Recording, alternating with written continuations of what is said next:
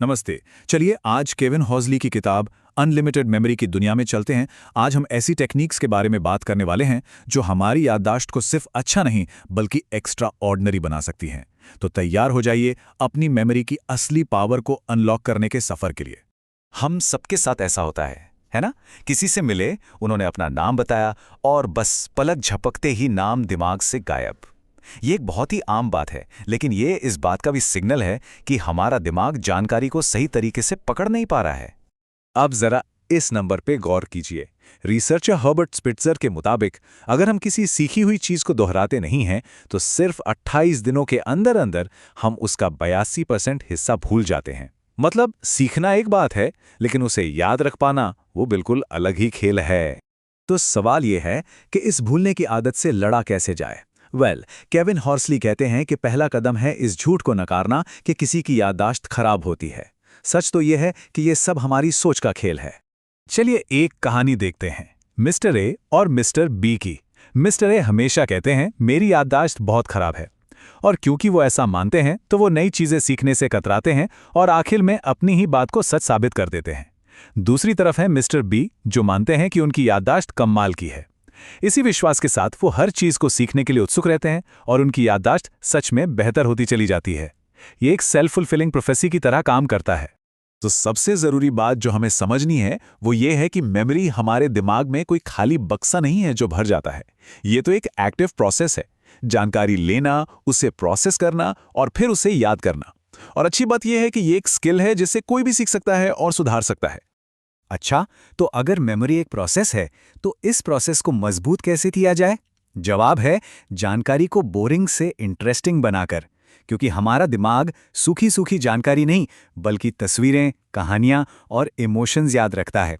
और यहीं पर काम आता है किताब का सी सिद्धांत। सी का मतलब है सेंसेस, यानी अपनी सारी इंद्रियों का इस्तेमाल कीजिए। जो भी याद करना है उसकी तस्वीर को देखिए, सुनिए, महसूस कीजिए। एग्जैजरेशन यानी उसे बड़ा चढ़ाकर एकदम अजीब या मजेदार बना दीजिए। और एनर्जाइज यानी उसमें एक्शन, मूवमेंट और जान डाल दीजिए। सीधी भाषा में कहें तो ये सूखी जानकारी को एक दिमागी मूवी में बदलने जैसा है जिसे भूलना लगभग नामुमकिन हो जाता है। अच्छा, तो हमने जानकारी को यादगार तो बना लिया, पर अब उसे दिमाग में रखें कैसे ताकि जब जरूरत पड़े तो वो फौरन मिल जाए। इसके लिए किताब में 2 बहुत ही पावरफुल सिस्टम्स के बारे में बताया गया है। पहला है जर्नी मेथड।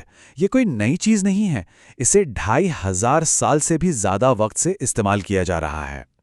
इसमें हम एक जाने पहचाने रास्ते को, जैसे अपने घर के कमरों को, एक मेंटल फाइलिंग सिस्टम की तरह इस्तेमाल करते हैं।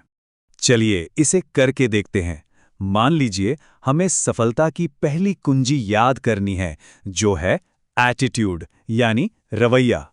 बस कल्पना कीजिए कि आपके घर के मेन दरवाजे पर कोई बहुत ही बुरे एटीट्यूड वाला इंसान खड़ा है और गुस्से में दरवाजे पर लाते मार रहा है ना? अजीब सी तस्वीर। लेकिन यही अजीब तस्वीर दिमाग में चिपक जाएगी।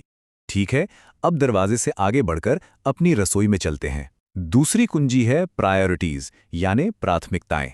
सोचिए कि आपकी जरूरी कामों की लिस्ट किचन के स्टोव पर जल रही है, उससे खूब धुआं निकल रहा है और स्मोक अलार्म जोर जोर से बज रहा है। ये तस्वीर आपको तुरंत दूसरी कुंजी याद दिला देगी। दूसरा सिस्टम है पेग मेथड। यहां हम नंबरों के लिए ऐसे शब्द चुनते हैं जो उनसे तुकबंदी करते हों, जैसे 1 के लिए बन, 2 के लिए शू, 3 के लिए ट्री। ये शब्द दिमागी हुक या पेग की तरह काम करते हैं, जिन पर हम किसी भी जानकारी को आसानी से टांग सकते हैं। चलिए अब इन क्रिएटिव टेक्निक्स को उन 2 जगहों पर लगाते हैं जहां हमारी मेमोरी सबसे ज्यादा धोखा देती है, नाम और नंबर। नाम याद रखने के लिए ऑथर 4 सी का एक आसान सा नियम बताते हैं। पहला सी, कॉन्सेंट्रेट। जब कोई नाम बताए तो उसे सच में ध्यान से सुनिए। दूसरा सी, क्रिएट। उस नाम से जुड़ी कोई मजेदार तस्वीर बनाइए। तीसरा सी, कनेक्ट। उस तस्वीर को उस इंसान के चेहरे की किसी खास बात से जोड़ दीजिए। और चौथा सी, कंटिन्यूस यूज। बातचीत के दौरान उस नाम को बार बार इस्तेमाल कीजिए। और नंबरों के साथ दिक्कत यह है कि वो बहुत एब्स्ट्रैक्ट होते हैं, तो उन्हें याद रखने का तरीका है उन्हें तस्वीरों में बदलना। इसके लिए एक खास कोड इस्तेमाल होता है जो हर नंबर को एक साउंड देता है। उन साउंड्स को जोड़कर शब्द बनाए जाते हैं। जैसे अगर आपको साल 1969 याद रखना है तो आप उसे बिशप शब्द में बदल सकते हैं।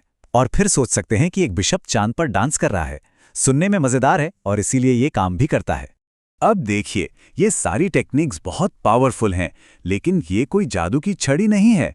अगर जानकारी को हमेशा के लिए याद रखना है तो एक और बहुत ज़रूरी काम करना होगा, और वो है रिव्यू यानी दोहराना। इसे कहते हैं स्पेस्ड रेपिटेशन। इसका फंडा बहुत सिंपल है। जानकारी को सीखने के 10 मिनट बाद दोहराइए, फिर 1 घंटे बाद, फिर 1 दिन बाद, फिर 3 दिन, और इसी तरह गैप बढ़ाते जाइए। ये तरीका आपके दिमाग को बताता है कि ये जानकारी इंपॉर्टेंट है और वो उसे शॉर्ट टर्म से लॉन्ग टर्म मेमोरी में हमेशा के लिए सेव कर लेता है। और आखिर में ये एक कोट इस पूरी बात का सार बता देता है। मेमोरी सोच का अवशेष है। मतलब हम वही चीजें याद रखते हैं जिनके बारे में हम असल में सोचते हैं। जब हम जानकारी को तस्वीरों और कहानियों से जोड़ते हैं तो हम उसे सिर्फ रट नहीं रहे होते, हम उस पर गहराई से सोच रहे होते हैं। तो ये सब जानने के बाद एक सवाल तो बनता है, अगर याददाश्त कोई किस्मत की बात नहीं बल्कि एक एक्टिव चॉइस है, तो हम अपनी इस कमाल की दिमागी ताकत का इस्तेमाल क्या याद रखने के लिए करेंगे?